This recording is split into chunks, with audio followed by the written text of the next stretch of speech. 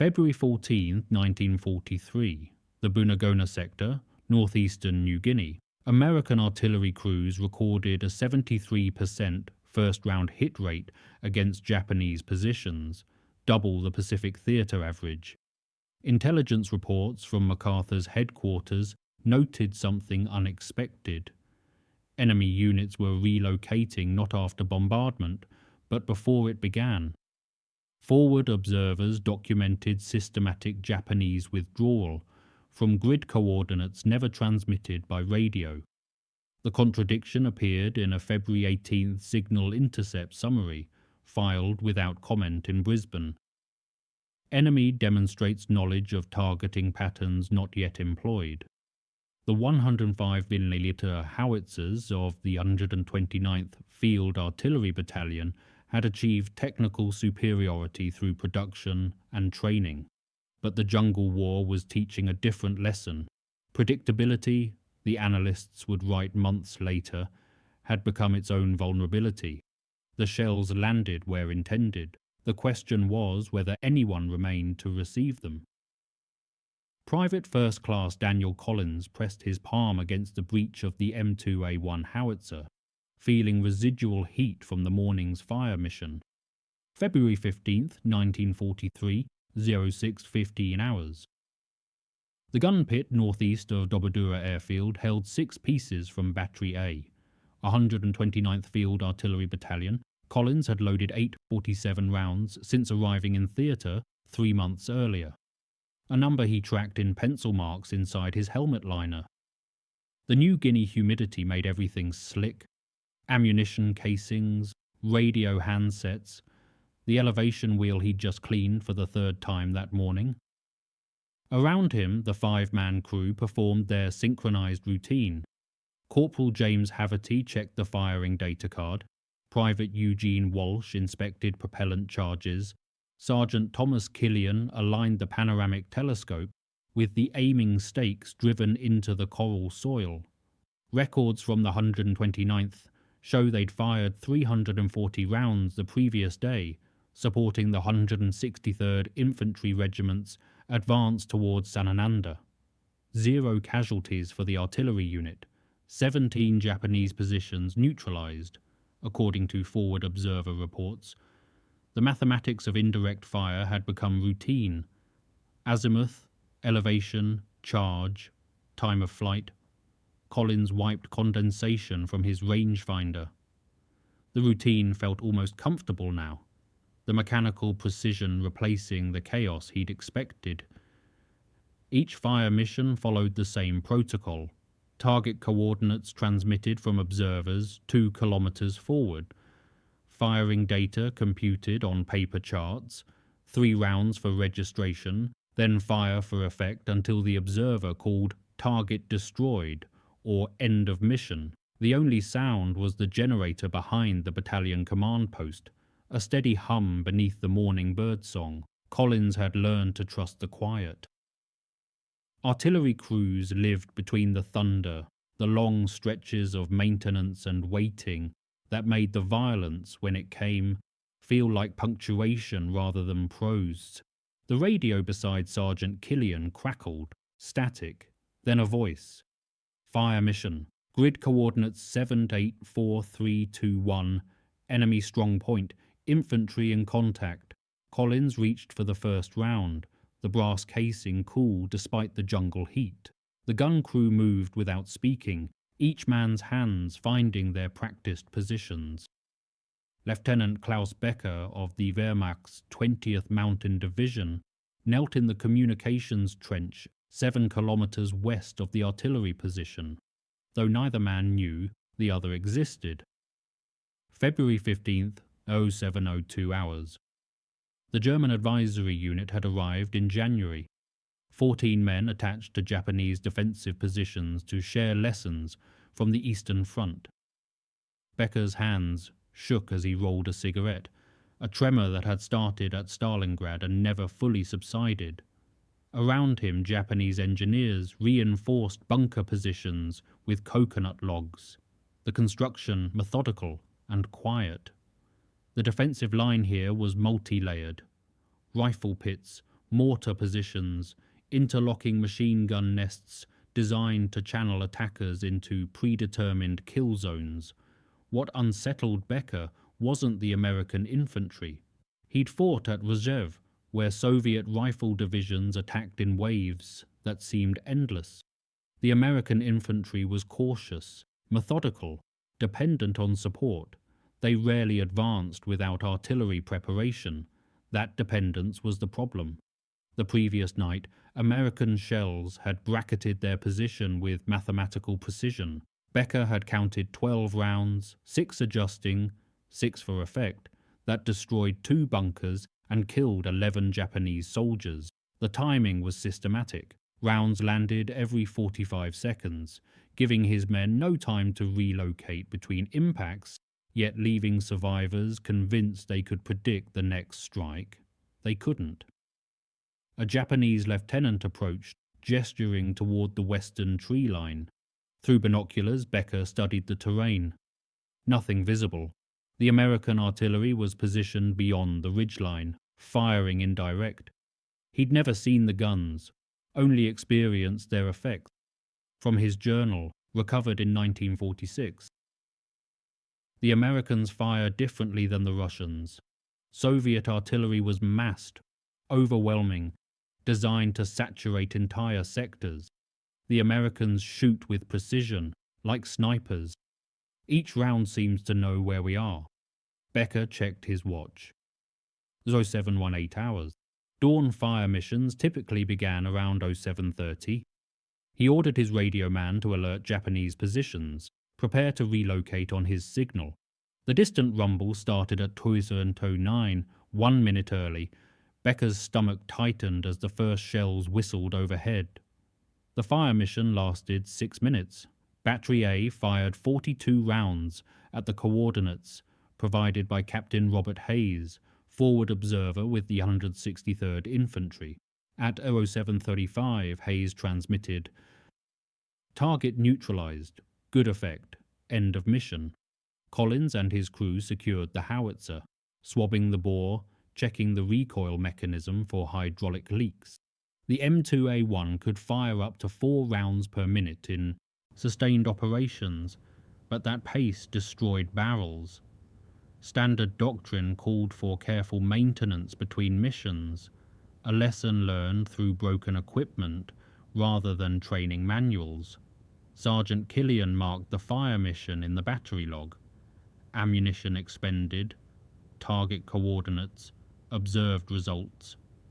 The 129th records show they maintained these logs meticulously, creating an archive that would later reveal patterns invisible during the fighting. At 0802, the radio crackled again. Different frequency, Battalion Fire Direction Center. All batteries, stand by for Fire Plan Charlie, multiple targets, expect sustained operations through 1100 hours. Collins felt the shift immediately. Single fire missions were responsive, reactive, fire plans were different, pre-plotted concentrations designed to support offensive operations. That meant continuous firing, barrel temperatures rising, crews rotating positions to manage fatigue. The first target came at 0815, suspected Japanese artillery position, grid 785219. Registration rounds landed, the observer made corrections, and Battery A fired 28 rounds over 4 minutes. Before Collins could finish swabbing the bore, the next mission arrived. By 0900, Battery A had fired 126 rounds. The howitzer's barrel radiated heat despite the humid air. Private Walsh's hands were blistered from handling hot propellant casings. Corporal Haverty's voice had gone hoarse from calling out firing data. The rhythm was relentless, but controlled. Each crew member knew his role, performed it, moved to the next task. There was no panic, no confusion, just the mechanical execution of procedures practiced until they became involuntary. From the 129th After Action Report, filed February 28th, sustained fire operations revealed crew endurance as the limiting factor. not ammunition supply or mechanical reliability. Personnel fatigue became evident after 90 minutes of continuous fire. Collins reached for another round, his arms trembling. The first shell struck at 0842, 30 meters east of Becker's position. The concussion knocked him against the trench wall, dirt cascading from the sandbag revetments.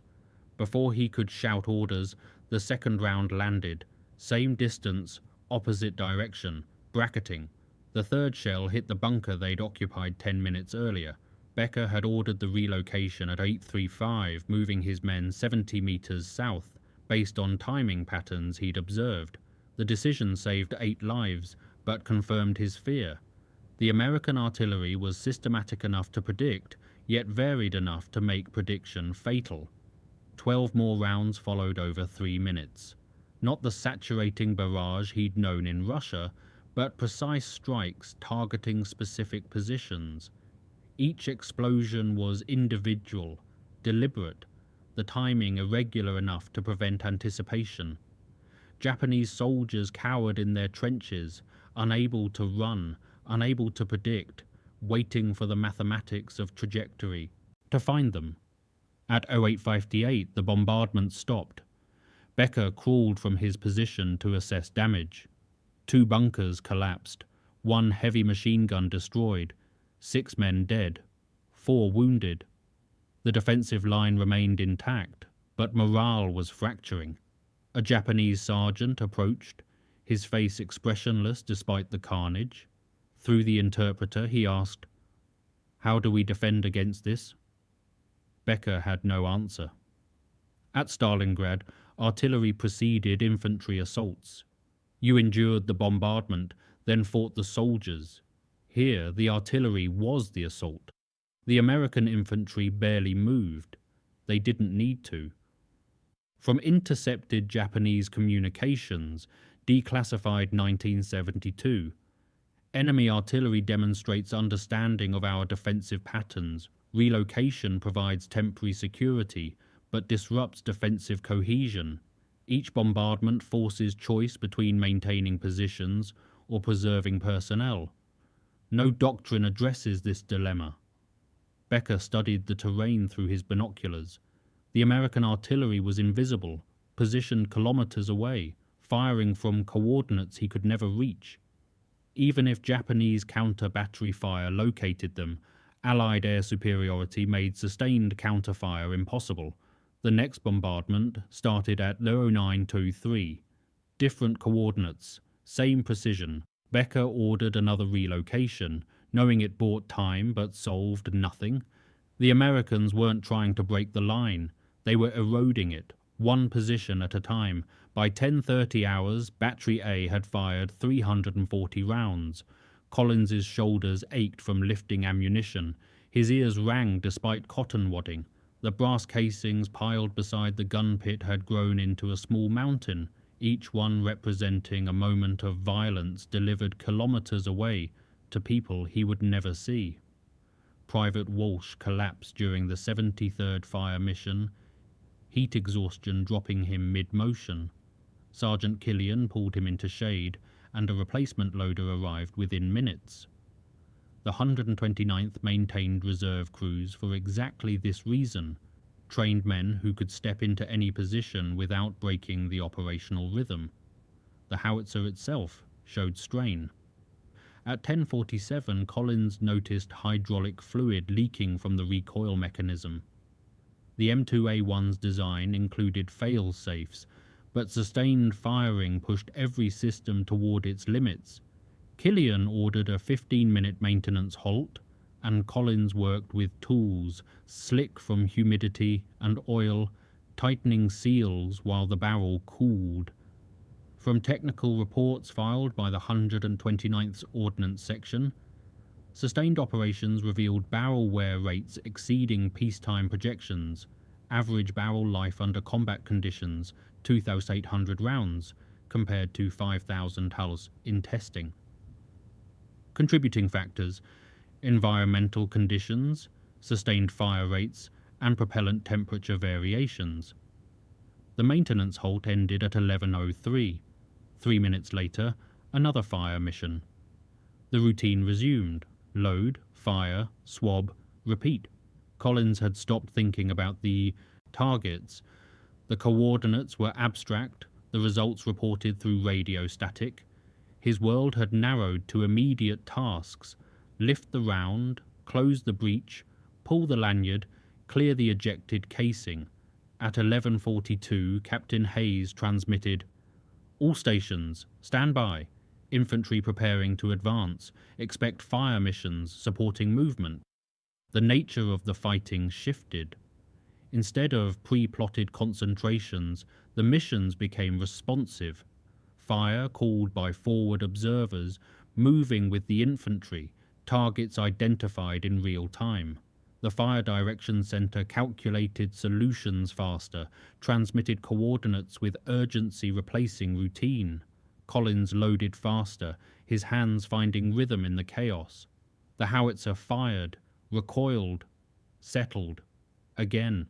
The mathematics continued, each round a calculation resolved through violence.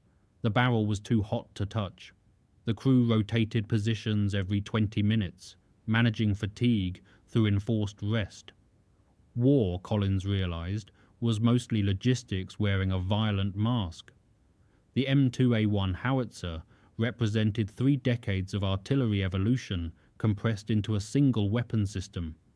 Adopted in 1940, it fired a 33-pound projectile at velocities up to 1,550 feet per second, with a maximum range of 11,200 yards. The split trail carriage provided stability, the hydro spring recoil mechanism absorbed firing stress, and the screw-type breech block allowed sustained fire rates impossible with older designs. But mechanical sophistication created mechanical vulnerability. At 12:15 during the 94th fire mission, the breech block jammed. Collins pulled the operating handle. Nothing. The interrupted screw threads had fouled, a malfunction that occurred when bore residue combined with humid conditions created a microscopic obstruction that prevented proper closure. Sergeant Killian ordered the gun secured. The crew followed emergency procedures, clearing the round, inspecting the breech mechanism. Collins used a bore brush and solvent, cleaning threads he'd already cleaned twice that morning. The fouling was invisible but undeniable. The metal simply wouldn't mate. The battery executive officer arrived with the backup breech block, a spare component each battery carried. Installing it required 12 minutes of careful work, disconnecting the old mechanism, aligning the new one, testing function. At 12:29, the howitzer returned to operation. Those 12 minutes cost 3 fire missions. Battery B covered 2, but one target went unengaged. A Japanese mortar position that would fire 37 rounds at American infantry positions over the next 4 hours, killing 2 soldiers and wounding 11. From the 129th's maintenance logs, mechanical reliability remains high, but 0 defects is operationally impossible. Redundancy through spare parts and backup systems proved essential. Recommend increased spare part allocation for future Pacific operations. Collins loaded the next round with renewed focus. These malfunction had been minor, a fouled thread, quickly remedied, but it revealed the fragility beneath the routine. Every round fired added wear, increased the probability of failure, brought them closer to the moment when mathematics would fail and mechanics would determine survival. The howitzer fired at 12:31. The breech closed smoothly, the round departed on its ballistic arc, and somewhere kilometers away, metal met earth with terminal velocity. The machine worked, until it didn't, and then you fixed it, and it worked again. Becker watched Japanese artillery crews prepare their Type 91 105mm howitzers, recognizing both the capability and the futility. February 15th, 1423 hours, the Type 91 was adequate, ranged to 10,900 meters, similar caliber to American weapons. But Japanese counter-battery doctrine relied on aerial observation, and American air superiority had made that impossible since January. The Japanese fire direction officer had located the American battery through sound ranging, measuring shell trajectories backward from impact to origin. The mathematics was simple geometry. The coordinates were probably accurate, but firing revealed position, and revealing position invited American counter-battery fire backed by aerial observation and superior ammunition supply. The Japanese howitzers fired anyway. 18 rounds over 4 minutes, targeting the estimated American position. Becker watched through binoculars, seeing nothing but jungle and distant ridgeline, no way to know if the rounds found target. The American response came 11 minutes later. Becker recognized the sound before the first shell landed, the distinctive whistle of 105mm high explosive. Not aimed at his position, aimed at the Japanese artillery, 63 rounds in 9 minutes, a concentration that obliterated the gun positions and killed 14 crew members. From declassified Allied intelligence summaries, enemy counter-battery attempts demonstrated technical competence but operational futility. Allied aerial superiority enabled rapid location and suppression of enemy artillery, establishing fire dominance that enemy forces could not overcome through doctrine or courage. The surviving Japanese artillery commander ordered the remaining guns relocated 3 kilometers south, a movement requiring 4 hours through jungle terrain. Those guns would fire again, but their effectiveness was measured in rounds expended rather than targets destroyed. Becker sat in his trench, listening to wounded men screaming. He'd drafted a report for Wehrmacht headquarters detailing the tactical dilemma. Defending against artillery required mobility, but mobility disrupted defensive cohesion. Staying static meant accepting casualties. Relocating meant abandoning prepared positions. There was no solution, only choices between different forms of failure. At 15:12, another American bombardment began. Different target, same precision. Becker no longer tried to predict. He simply endured, counting seconds between explosions, calculating survival through probability rather than strategy. The mathematics had become personal. Each round that missed was a calculation resolved in his favor. Each round that landed nearby adjusted the equation. At 16:30 hours, Battery A received orders to displace forward. The 103rd Infantry had advanced 800 meters, and artillery needed to move into range of new targets. The displacement would take 90 minutes. Disconnecting the howitzer from its firing platform, hitching it to the M5 high-speed tractor, moving along jungle trails barely wide enough for the equipment, then re-establishing firing position at the new coordinates. Collins supervised securing the trail spades, the mechanical procedure now automatic after months of practice. The M2A1 weighed 4,780 pounds, light enough for rapid movement, heavy enough to require careful handling. The tractor's driver, Private Raymond Foster, backed the vehicle into position while Collins guided the hitch coupling into place. The displacement moved Battery A 200 meters northeast, to a clearing identified by reconnaissance 2 days earlier. The new position had been surveyed, firing data pre-calculated for likely targets. Collins and the crew spent 40 minutes re-establishing the gun platform, digging trail spades into soil, leveling the carriage, aligning aiming stakes with surveyed reference points. At 18:02, the howitzer was operational.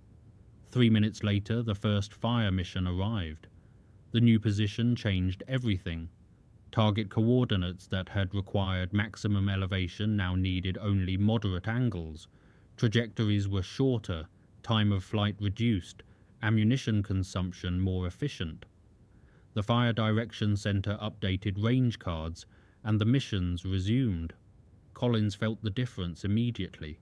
The howitzer's response was sharper, the recoil more controllable, the entire system working within optimal parameters rather than at maximum extension. Artillery, he understood, was about geometry as much as firepower.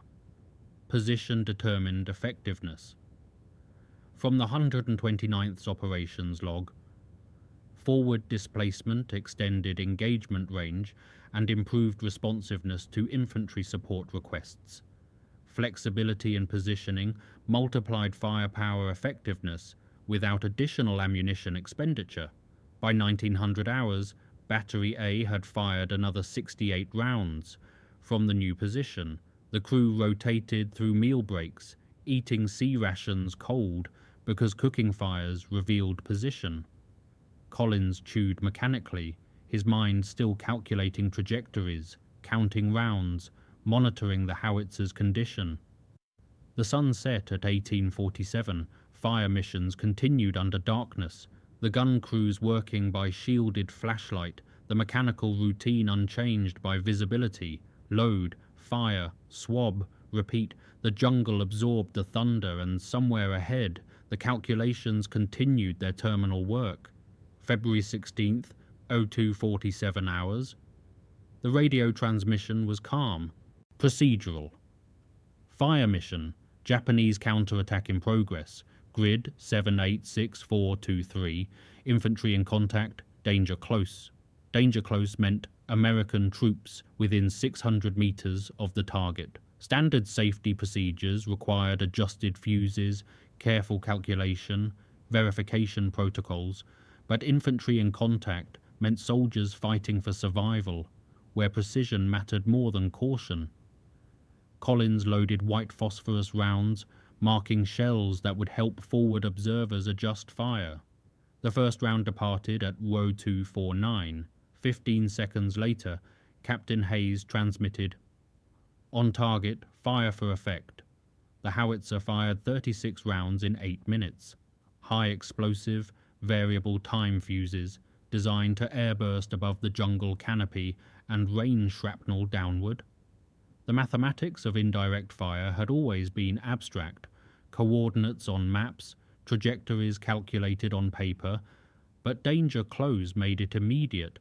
Americans were close enough to feel the concussion, to hear shrapnel cutting through vegetation.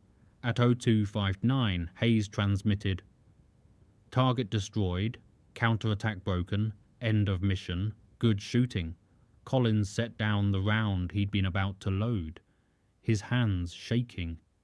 They'd fired blind into darkness at coordinates where friend and enemy occupied the same terrain, trusting mathematics and mechanics to distinguish between them.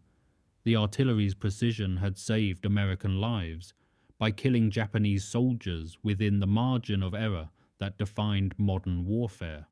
From the 163rd Infantry Regiment's after-action report, artillery support was decisive in repelling the counterattack.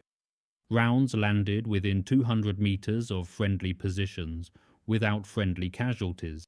The precision of indirect fire proved instrumental. Sergeant Killian marked the mission in the log without comment. The crew reloaded ammunition stocks, prepared for the next fire mission. Dawn was 3 hours away, but darkness no longer mattered. The howitzer fired on coordinates, not visibility. Collins wiped his hands on his trousers, feeling moisture that wasn't humidity. The mechanical routine had delivered violence with arithmetic precision, and somewhere 2,400 meters away, men were dead because the calculations worked exactly as designed. The radio remained silent until 0334, when the next fire mission arrived. The war continued, measured in coordinates and casualties, in rounds fired and targets destroyed. The mathematics were impersonal. The consequences were not. By mid-morning, February 16th, Battery A had fired 892 rounds since arriving in theatre. The number appeared in Sergeant Killian's meticulous logs.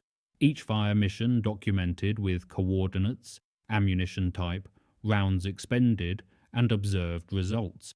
The data was administrative required for supply requisitions and operational reporting. But the numbers represented something else. A measurement of violence delivered at industrial scale. Collins noticed changes in the howitzer. The breech block showed wear, the threads, slightly rounded from repeated cycling. The recoil mechanism required hydraulic fluid top-offs every 6 hours. The trail spades had stress fractures from firing strain. These were expected degradations, predicted by ordnance engineers who tested the M2A1 through thousands of rounds. Maintenance could address most problems. What couldn't be fixed was accumulated wear, the microscopic material fatigue that turned robust mechanisms into potential failures. At 10:47, the battalion commander visited Battery A. Lieutenant Colonel James Morison walked the gun line, speaking briefly with each crew. When he reached Collins, the exchange was brief. "How's the piece holding up?" "Functioning within specifications, sir." Morison nodded, moved to the next position, but Collins noticed him marking notes on a field pad. Later, the battalion maintenance officer arrived with replacement parts, breech blocks, recoil cylinders, elevation mechanisms. The proactive maintenance revealed organizational sophistication, replacing components before failure rather than after. From maintenance records, preventive component replacement extended operational availability. Average time between failures exceeded theoretical projections when aggressive maintenance protocols were implemented. At 15:23, during a fire mission, the elevation mechanism jammed at maximum angle. The crew immediately secured the gun, reported the malfunction, and had a replacement mechanism installed within 38 minutes. The fire mission was delayed, but completed. These weren't dramatic failures. No catastrophic malfunctions, no injuries, no mission failures, just the gradual erosion of mechanical systems under sustained use, managed through preparation and redundancy. Collins cleaned the replacement elevation mechanism afterward, noting factory markings that dated manufacture to April 1942. This component was 19 months old, probably pulled from another howitzer, cycled through the supply system, now installed on his gun. The M2A1 had become a collection of parts with different histories, each component's reliability unknown until tested through use.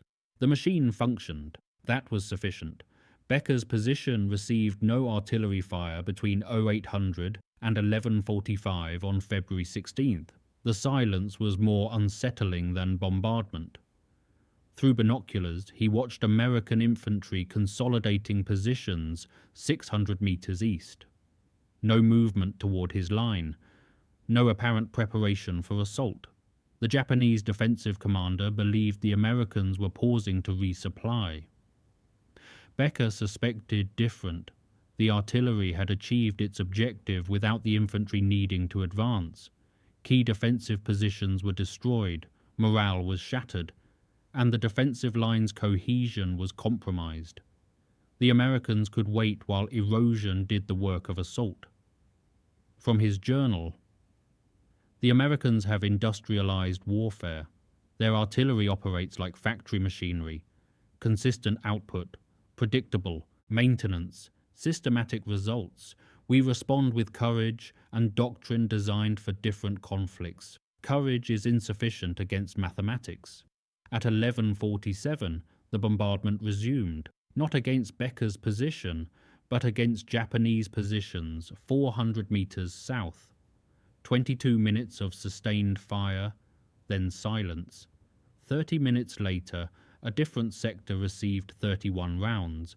The pattern was systematic. The Americans were destroying the defensive line segment by segment, never concentrating enough to justify costly counterattacks, never pausing enough to allow reorganization. Becker had drafted 3 reports to Wehrmacht headquarters, each attempting to articulate the tactical dilemma. The Americans had achieved fire dominance not through superior weapons, the Japanese howitzers were adequate, but through superior systems, better logistics, aerial observation, radio coordination, ammunition supply, maintenance protocols. The artillery itself was merely the visible component of an industrial apparatus that transformed resources into precision violence. At 1634, Becker received orders to evacuate.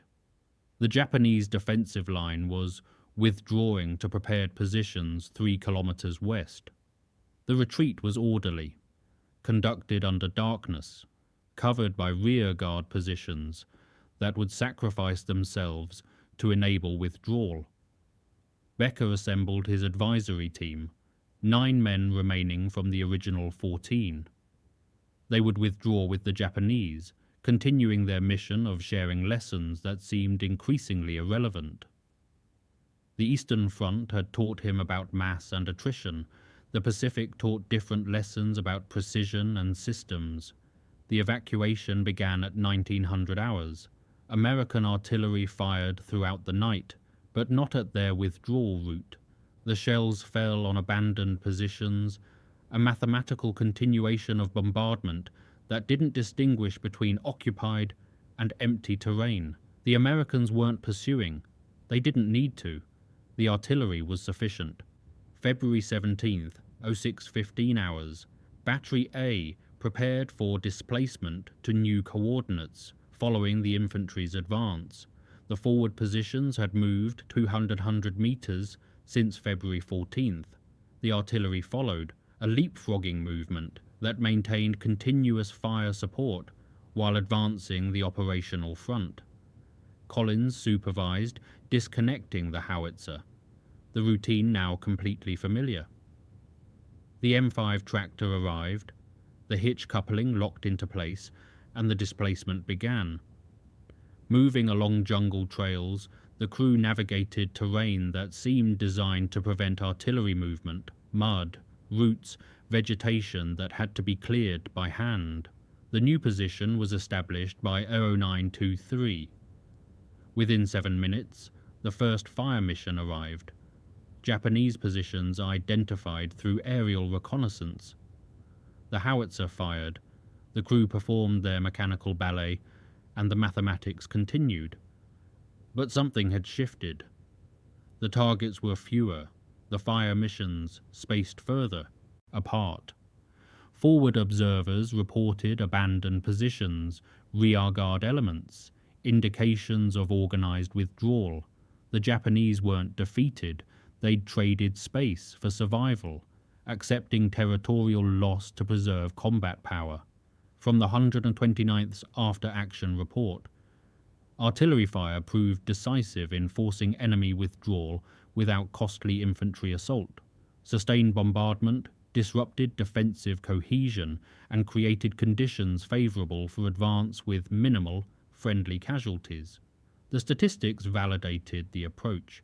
The 163rd Infantry had advanced 2,100 meters with 19 killed and 63 wounded, light casualties for offensive operations. Japanese casualties were estimated at 340 killed, based on aerial observation and patrol reports. The exchange ratio favored the Americans by margins that previous Pacific operations had never achieved. Artillery had changed the mathematics of jungle warfare. Collins sat beside the howitzer at 14:45, eating sea rations during a maintenance halt.